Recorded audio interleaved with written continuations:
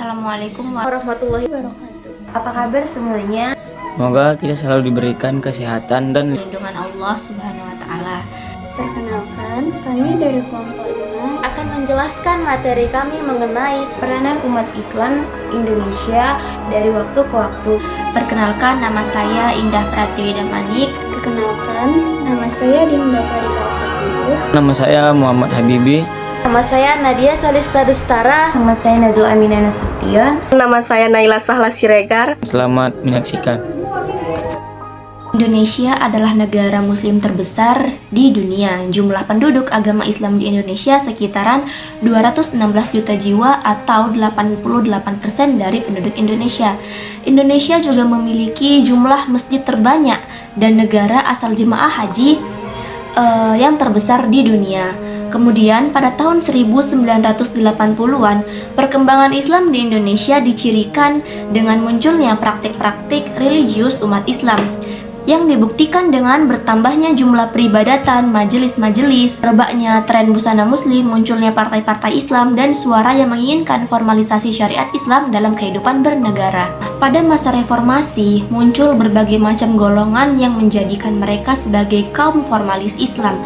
Mereka terbagi dalam beberapa kumpulan dan organisasi yang memiliki ideologi, pemikiran, dan strategi gerakan yang berbeda dengan ormas-ormas Islam yang ada sebelumnya.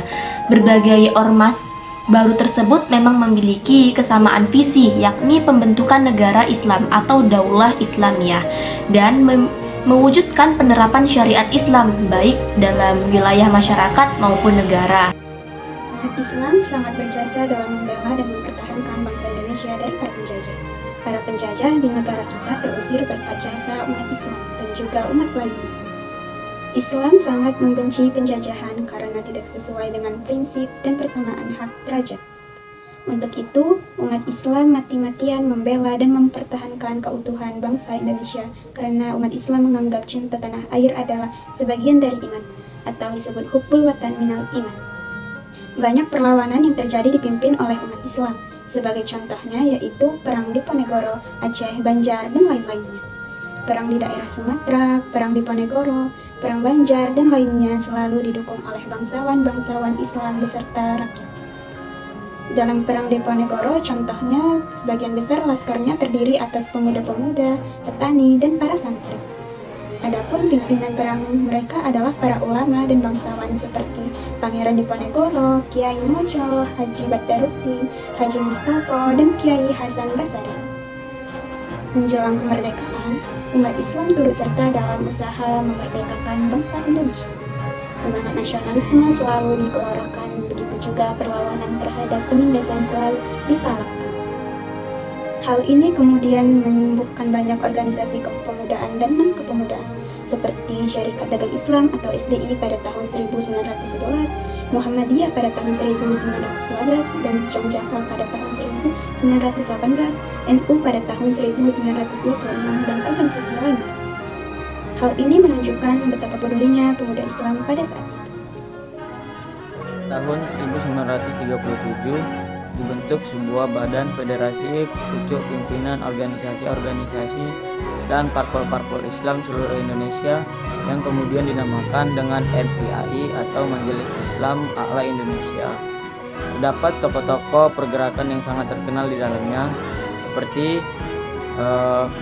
Abi Kusno, Jokro Sudoso, dan Wojo Amiseno yang mewakili PSII, Dr. Sukirman dan Kiai Haji Abdul Qahar Muzakkar yang mewakili Partai Islam Indonesia, Kiai Haji Mas Mansur dan Kiai Haji Hajat mewakili Muhammadiyah, Umar Hubaisi mewakili Al-Irsyad, Haji Muhammad Nasir mewakili Persis, dan Kiai Haji Mahfud Siddiq serta Kiai Haji Muhammad Dahlan mewakili Nahdlatul Ulama.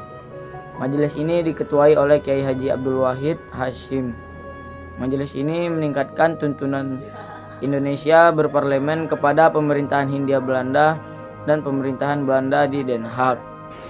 Persiapan umat Islam menjelang dan pasca kemerdekaan. Pada saat-saat persiapan penyusunan Undang-Undang Dasar 1945, umat Islam selalu berperan pula. penyusunan Undang-Undang Dasar 1945 dilakukan dalam sidang-sidang Badan Penyelidikan Usaha-usaha Persiapan Kemerdekaan Indonesia. Badan ini didirikan pada tanggal 1 Maret 1945. Dalam bidang pendidikan, lembaga-lembaga pendidikan Islam sudah berkembang sejak zaman Belanda. Salah satu bentuk pendidikan Islam tertua adalah pesantren. Lembaga ini dipimpin oleh seorang kiai. Setelah merdeka, pesantren dan madrasah diteruskan. Badan ini juga mendesak pemerintahan agar membantu kepada masyarakat. Dengan adanya pendidikan pesantren dan madrasah, banyak melahirkan tokoh-tokoh dan pemimpin bangsa. Dengan demikian, Islam mampu mencetak generasi muslim yang dapat membangun bangsa. Selain itu, bangsa ini memiliki suatu organisasi yang mengordinasi umat Islam. Organisasi ini memiliki nama Majelis Ulama Indonesia yang berdiri pada 26 Juli 1975 di Jakarta. Sebelum pembekuan MUI, sudah ada majelis ulama yang tersebar di berbagai daerah seperti Jawa Barat pada tahun 1958 atau Aceh pada tahun 1957. Organisasi ini bergerak di bidang dakwah dan pendidikan. Pada tanggal 14 September 1969 di Jakarta didirikan Pusat Dakwah Islam Indonesia atau PDII dalam Pedoman Dasar Majelis Ulama Indonesia. Disebutkan bahwa Majelis Ulama Indonesia berfungsi sebagai yang pertama, memberi fatwa dan nasihat mengenai masalah keagamaan dan kemasyarakatan kepada pemerintah dan umat Islam, umumnya sebagai amar ma'ruf nahi mungkar dalam usaha meningkatkan pertahanan nasional. Dan yang kedua, memperkuat ukhuwah Islamiyah dan memelihara serta meningkatkan kerukunan antara umat beragama dalam mewujudkan persatuan dan kesatuan bangsa. Yang ketiga, mewakili umat Islam dalam konsultasi antar umat beragama. Yang keempat, penghubung antar ulama dan umarah atau pemerintah serta menjadikan penerjemah timbal balik antara pemerintahan dan umat guna mensukseskan pembangunan nasional. Sejak dekade 1970-an, kegiatan Islam semakin berkembang. Munculnya bangunan-bangunan baru Islam seperti masjid, musola, madrasah, dan pesantren telah menghiasi kota-kota di seluruh Indonesia. Munculnya bangunan-bangunan ini diikuti pula dengan ramainya kegiatan-kegiatan beragama, sholat jamaah, pengajian-pengajian, diskusi-diskusi agama, dan sebagainya. Di samping itu banyak munculnya tokoh-tokoh pemikir Islam yang lahir dari organisasi Islam seperti HMI, PMI, IMM, dan lain-lain. Nah, di sini saya akan menjelaskan tentang sumbangsih kaum muslimin. Sumbangsih kaum muslimin ini adalah sumbangan terhadap kaum muslimin yang dimana sistem ketatanegaraan Indonesia, kaum muslimin di Indonesia telah memberikan sumbangan yang signifikan terhadap sistem ketatanegaraan ini, baik dalam perumusan dasar negara maupun sistem pemerintahan dan perkembangan politik. Ada beberapa sumbangsih yang utama. Yang pertama itu ialah perumusan dasar negara Pancasila. Perdebatan Piagam Jakarta pada masa awal kemerdekaan kaum muslimin terlibat dalam perdebatan mengenai dasar negara Indonesia.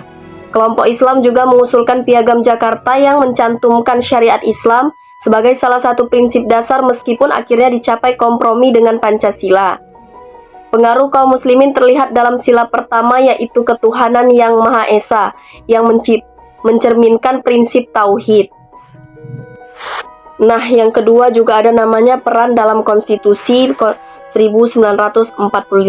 Kaum muslimin turut berperan dalam perumusan Undang-Undang Dasar 1945 yang dimana beberapa tokoh Islam seperti Muhammad Natsir dan Ki Bagus Hadikusumo memberi kontribusi dalam perdebatan konstitusional, termasuk dalam mengadvokasi peran agama dalam negara. Adapun amandemen Undang-Undang Dasar 1945 yang mana pada masa reformasi kaum muslimin juga berperan dalam proses amandemen Undang-Undang Dasar 1945, memastikan bahwa prinsip-prinsip Islam dapat tetap dijalankan dalam kehidupan berbangsa dan bernegara. Nah, yang ketiga juga ada namanya pembentukan dan pengembangan sistem demokrasi partisipasi dalam pemilu. Sejak awal kemerdekaan kaum muslimin telah aktif dalam sistem politik Indonesia melalui partai-partai Islam seperti Masyumi, PPP, PKS, dan lainnya. Partai ini berperan dalam membentuk kebijakan nasional yang sejalan dengan nilai-nilai Islam. Mewakili kepentingan umat dalam era demokrasi, kaum muslimin melalui perwakilan mereka di parlemen dan pemerintahan terus memperjuangkan kepentingan umat, seperti kebijakan pendidikan, hukum, dan ekonomi yang berlandaskan nilai-nilai Islam. 4 yaitu pengembangan hukum Islam dalam sistem hukum nasional kompilasi hukum Islam. Kaum muslimin telah berperan dalam integrasi hukum Islam ke dalam sistem hukum nasional. Ini terlihat dalam pembentukan kompilasi hukum Islam yang mengatur masalah-masalah seperti pernikahan, warisan, dan wakaf yang berlaku di Indonesia. Peradilan agama. Kaum muslimin juga berkontribusi dalam pengembangan peradilan agama yang menangani masalah-masalah hukum Islam. Pengadilan agama menjadi bagian dari sistem peradilan nasional yang melayani umat Islam dalam urusan keagamaan. Yang kelima yaitu peran dalam membangun moral dan etika politik. Nilai-nilai etika dan politik, kaum muslimin juga memberikan sumbangsih dalam pembentukan moral dan etika politik di Indonesia. Melalui dakwah dan pendidikan, kaum muslimin berusaha untuk menanamkan nilai-nilai keislaman dalam praktik politik seperti kejujuran, keadilan, dan kesejahteraan nasional, kesejahteraan sosial. Pemberantasan korupsi. Beberapa tokoh muslim dan organisasi Islam juga aktif dalam upaya pemberantasan korupsi, memperjuangkan pemerintahan yang bersih dan transparan sesuai dengan prinsip-prinsip Islam. Yang keenam, kepemimpinan dalam perubahan sosial dan politik. Peran dalam reformasi 1998. Kaum muslimin turut berperan dalam gerakan reformasi 1998 yang mengakhiri rezim Orde Baru. Tokoh-tokoh Islam berada di garis depan dalam memperjuangkan demokrasi dan asasi manusia dan perubahan sistem politik yang adil. Partisipasi dalam pemerintahan pasca reformasi. Banyak tokoh muslim yang menjadi pemimpin dalam pemerintahan dan berperan dalam pembentukan kebijakan publik yang mendukung keadilan sosial, pembangunan ekonomi, dan perlindungan hak-hak warga negara secara keseluruhan. Sumbangsih kaum muslimin terhadap sistem ketatanegaraan Indonesia sangatlah besar, baik dalam membentuk fondasi negara, mengembangkan sistem demokrasi, hingga memengaruhi kebijakan publik yang mencerminkan nilai-nilai keislaman. Kesimpulannya, peranan umat Islam di Indonesia telah mengalami evolusi yang signifikan dari waktu ke waktu. Umat Islam telah memainkan peran kunci dalam berbagai aspek kehidupan bangsa, mulai dari penyebaran agama, pembentukan kerajaan Islam, perlawanan terhadap penjajah, hingga perjuangan kemerdekaan. Dalam masa-masa modern, umat Islam terus beradaptasi dan berkontribusi dalam politik, sosial, dan budaya, serta menghadapi tantangan globalisasi dan modernisasi dari masa kolonial hingga era reformasi dan seterusnya. Umat Islam Indonesia tidak hanya menjaga identitas keagamaan mereka, tetapi juga berperan aktif dalam memajukan negara dan mempertahankan nilai-nilai keislaman di tengah dinamika perubahannya zaman.